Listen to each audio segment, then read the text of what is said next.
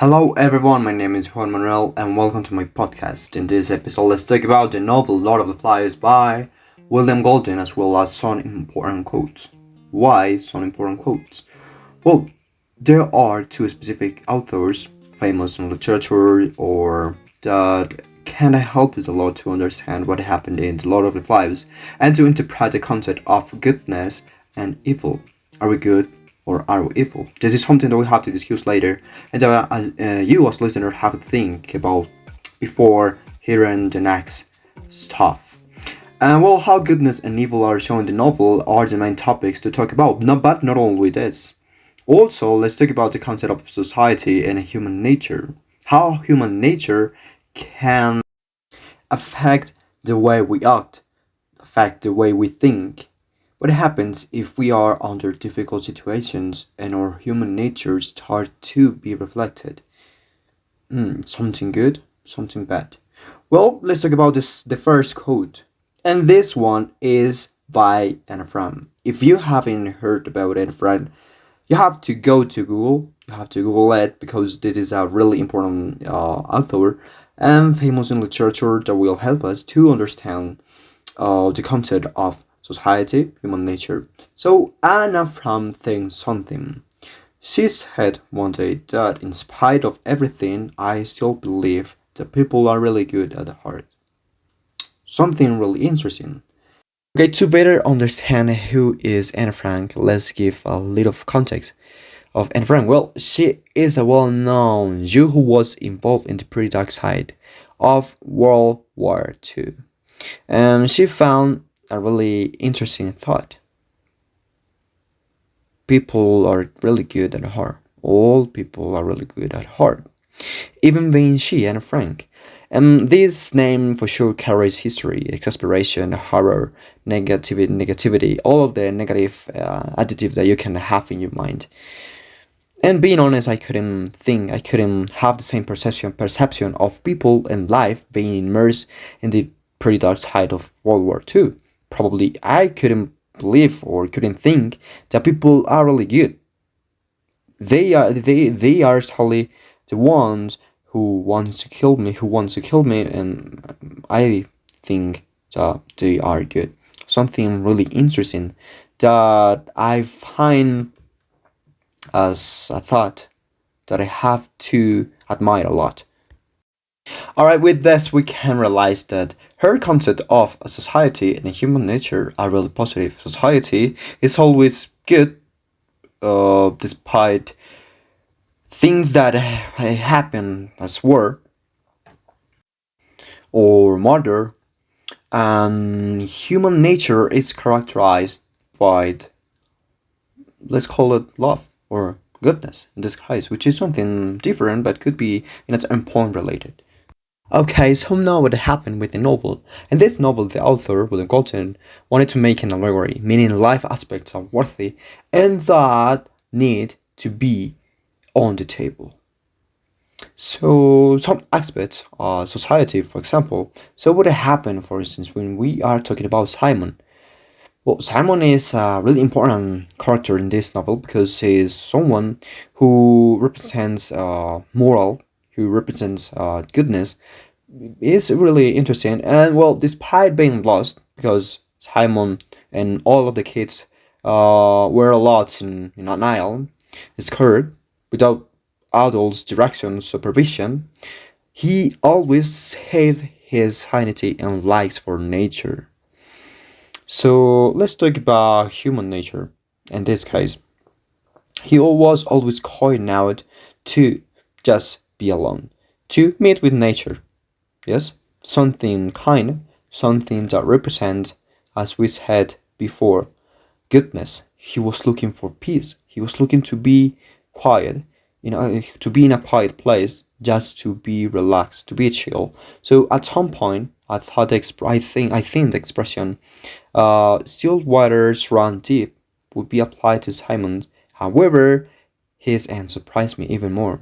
Why the expression "still waters run deep" could be applied to Simon? Well, because in a certain point, I thought before reading a lot that Simon, even being really kind and all of that stuff, and at certain point could lose control, but not. This never happened. He was always very, really thoughtful, really reflexive, and really kind with others, not as Jack's perspective, who was always about hunting or doing bad things. Undoubtedly, Simon's behavior is an example of what Anne Frank thought. As I said before, he was always kind, always reflective, or really always keeping his morality. This is an example of how a person with emotional intelligence acts when they are under pressure or in a hopeless time. As Simon or when a friend, Simon was lost with other kids and Anna under a really horrible moment. So, well, let's talk about my perspective. I think that Anna Frank is right, but not completely. I'm sorry.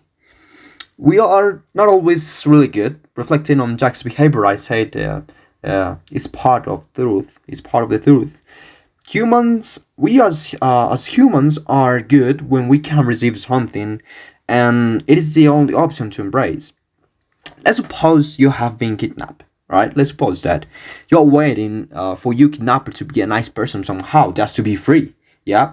So if this is the only option, just to be relaxed, to be chill under pressure or under a horrible situation, thinking about goodness would be like the better option in that situation. Well, in our society, being good sometimes means being a risk. That is what some say out. I'm sorry, that's what people say out, and I've heard about it. Well, but our nature is exactly that one, society. To keep our society in this case, and I think we are good to keep a society. We most of the time are good. This is reflected when tragedies happen. For example, most of the time, let's say there is a hurricane, people help, tsunami, people help, not even knowing who these are. Something that comes to my mind is that we are good when we know what goodness is. Keep this in mind because for now let's talk about something different. And this is a quote from Jan Paul Richter. The quote says, "The conscience of children is formed by the influences that surround them. Their notions of good and evil are the result of the moral atmosphere they breathe."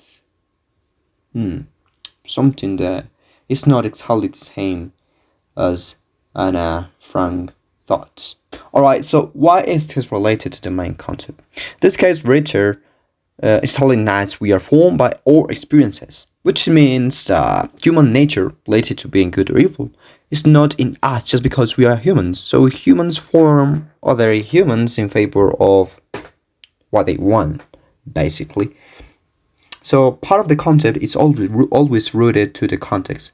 Let's say killing a cow here is not the same as killing a cow in certain parts of India. For example, I personally think that beef is delicious, so it's not the same. Yeah, I wouldn't say the same in India, for example. So to go further on this reflection, let's talk about the context. And World War II is also the context of the novel. What might this tell us about the kids' behavior? How it could this form their thoughts? Probably this context, might argue the hunting, the hunger for meat. However, I strongly consider this book to be an example of how humans used to behave just to protect themselves, to keep a kind of honor because they were forming a new society by themselves. So some of them wanted to keep this honor that I'm calling. This is the way we are when we are selfish. I don't want to talk about politicians, for example, but could be something related to it. Okay, we have arrived to the end of our episode. Please read Lord of the Flies by William Golding, read Anne Frank, read the context, and reflect about society and human nature, which is something that we have to think, to reflect in our everyday, just to be aware of it. Thank you a lot and see you. Bye bye.